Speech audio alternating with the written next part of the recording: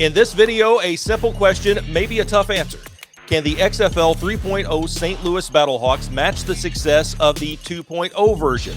Well, the 2020 Battlehawks played just 2 games in the Dome in St. Louis before COVID ended the league.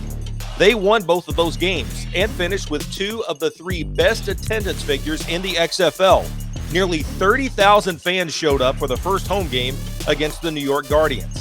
The 3-2 Battlehawks also led the league in followers on Twitter and Instagram, and the media market led the nation in television viewership for the opening week. Speaking of television, on this episode, I'm talking with Bryan Kennedy. He is a sports anchor and a reporter at KMOV, the CBS affiliate in St. Louis. Let's ask the question, can the 2023 Battlehawks match the success of the 2020 version?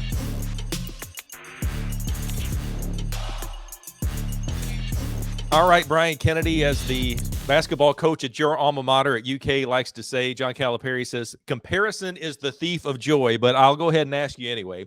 Is there optimism here in St. Louis that the Battlehawks of 2023 can have the same kind of success that the short-lived Battlehawks of 2020 had? So obviously I wasn't here when they were here originally, but I have had I've gone back and looked at video of the way the Dome looked and the way the team received it, and it was nuts, man. Like, people were absolutely obsessed. Partly it was becoming just off being spurned by Kroenke and the Rams. So people were all in on that for that was a big reason why. But I mean, people were pumped. I know because there was a lull there where, you didn't know if it was coming back to St. Louis. General assumption was they were so successful the first time, there was no way they were not coming back to St. Louis, right? I mean, they led attendance. People loved it. People were hungry for football. So everyone was pretty sure they were going to come back. We were just waiting for The Rock to make it official. Right. That was going to be, to me, that was a no-brainer decision. Yeah. I mean, they were looking at all these different places, but St. Louis had to be in the mix. Yeah. I mean, and also St. Louis has everything you need, right? It has a built-in fan base. It has the Dome. It's bright in downtown. It has everything. We were just waiting for it to be official. The Rock does it. It's official. Everyone's cool and everyone's jacked. Pumped. We're getting emails, we're getting questions. And the biggest question from there was, like, are we going to still be the Battlehawks? Because if you remember, when they announced the cities, they didn't announce the names. Right. So there was a solid maybe 2 or 3 months where we're like, we're going to be the Battlehawks. Fans are wondering, like, am I going to dust off my beak and wings and be it? I was getting a little worried. Right. Yeah, exactly. Are we going to be there? Or is this XFL St. Louis name, is that going to be permanent? Right. Retailers are like, we have all this Battlehawk stuff that we threw in storage, from 2 years ago. Are we going to be able to sell it? And then finally they announced that, okay, cool, we're the Battlehawks. And I think that was like the last kind of chip to fall. And now people are pretty pumped. And it's crazy. I mean, it's just a couple months away. I can remember, talking about it being a year away or, 8 months away. And now it's only a few months away. And I'm pumped. I'm a football guy. Even I feel like that's blasphemy in a baseball city, but I'm a big football guy, so I'm excited to cover it. It seems like everything is falling into place for it to be successful. Hopefully, back again in 2023. Yeah, let's hope for the best. You talked about the St. Louis connections there, Bryan. Anthony Becht, he just played a year with the Rams. It was a pretty tough year that he played there, but he's back as a head coach, and sounds like he's really trying to keep some of those Rams and St. Louis connections on his coaching staff. Absolutely. I think that's one easy way to get fans on board is to have familiar names. I mean, you have people from Mizzou's football former staff that are on there, and obviously you have Ricky Proehl. I mean, you're not going to find a guy that people are going to look more at St. Louis more than Ricky Proehl. I mean, he was part of the fast break on grass, or what, the greatest show on turf, all that. He was part of that team that, really made the St. Louis Rams, who everyone knows they are. So you bring in guys like that. And I had a chance to chat with Ricky over Zoom, and he's just a nice guy. I mean, when I talked to him, I felt like I'd known him for decades, and we'd known each other for like 10 minutes.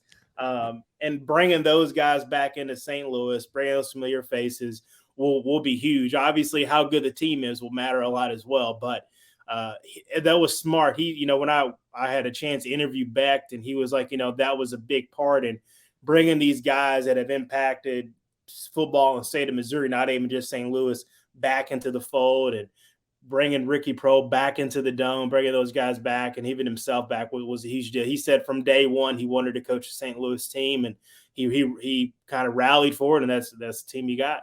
Yeah, what are your impressions of him? Because it does sound like he's not being just an ambassador for St. Louis, but he's also kind of an ambassador for the league itself. Oh yeah, man, he is XFL through and through. I mean, when I talked to him via Zoom, I think the day that they announced him as coach, and then they had sort of a fan event here at Ballpark Village, which is basically right smack dab in the middle of downtown by Bush.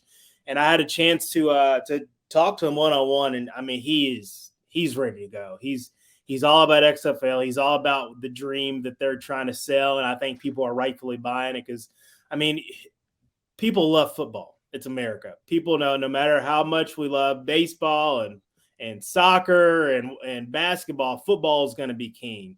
And so he knows what it could do and what it could bring, and so he's all about it. I mean, after I finished talking to him, I was ready to go. I'm like, you look like you could still play some. Right. You know, what you got in you? Give me a helmet and some pads. We'll go. But yeah, man, he's definitely, I think ambassador is the best word to use for him for the XFL and definitely for St. Louis as well.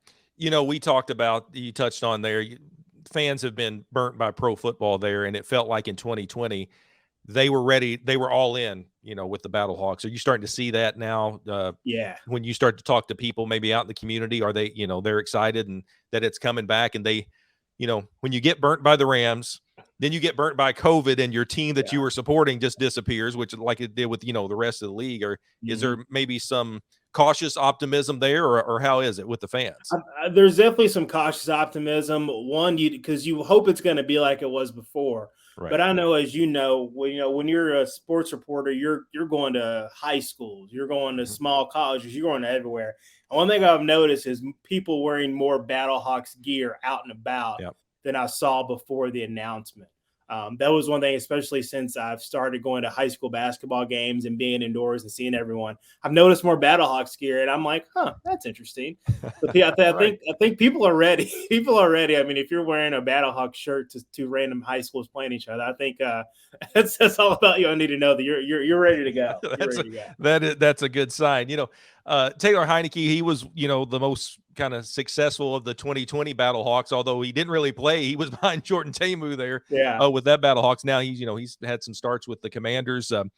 Another quarterback that with the Battlehawks here who's had some NFL experience is AJ McCarron. And Brian, I know you've talked to him a little bit. His story about coming back to pro football. He was, you know, former Bengal, obviously, you know, played at Alabama, was a great player there, but his story of why he came back to pro football is pretty interesting.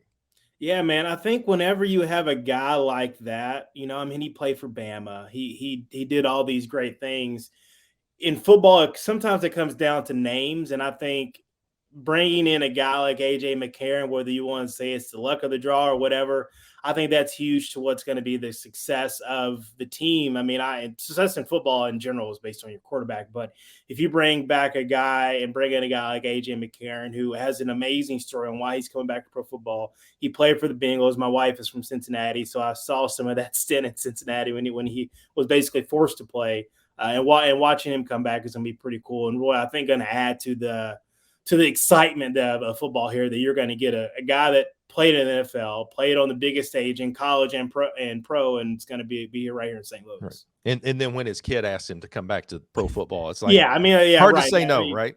Yeah, I mean, if your kid says something to do, you're going to do it. You know? So you know all about that, right? Yeah, right. He's on his way play football in St. Louis. Pretty cool. Brian, I'll finish up here. You and I, as we said here, we're football guys. We enjoy it. Are you optimistic about the success of the league in 2023, not just in St. Louis, but maybe overall?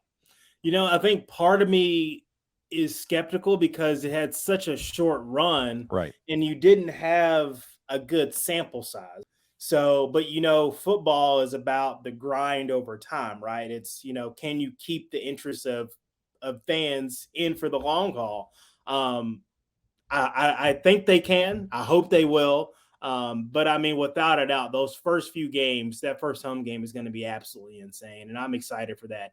And if the XFL can keep people in tune into the game. If the team is good, which we all know, winning cures all. That's the sports cliche.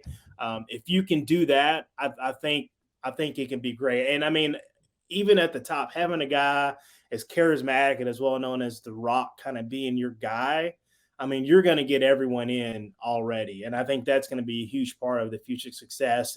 And even here in St. Louis, I think Coach Beck will be a big part as well. If you can, if he stays on long term and stays here, I think he's a personality and he's a former Ram that I think is going to help for that future success as well. Yeah, I think you're right. And, the big question, will the 2023 Battlehawks be as successful as the 2021? There is a lot that goes into that. That's right. But hopefully we'll see a much larger sample of the work. And it seems like in spring football, as you know, Brian, if you get to a championship game, that's like the first barrier of this was a successful league, right, whether it was 1 year or not. So. Yeah, absolutely. Like I said, if you can win, success. Yep. We're good. That's right. Bryan Kennedy, you can follow him at BKennedy TV. He is a reporter at KMOV in St. Louis. And I don't know, man, Anthony Beck might have you out there on the field if you keep up with this. Hey, man. Hey, if you can throw me a check, I'll be out there. I'm not going to blow my knees out again for free in the 11th of the game. I know that. There you go. Bryan Kennedy, appreciate you joining me. Thank you.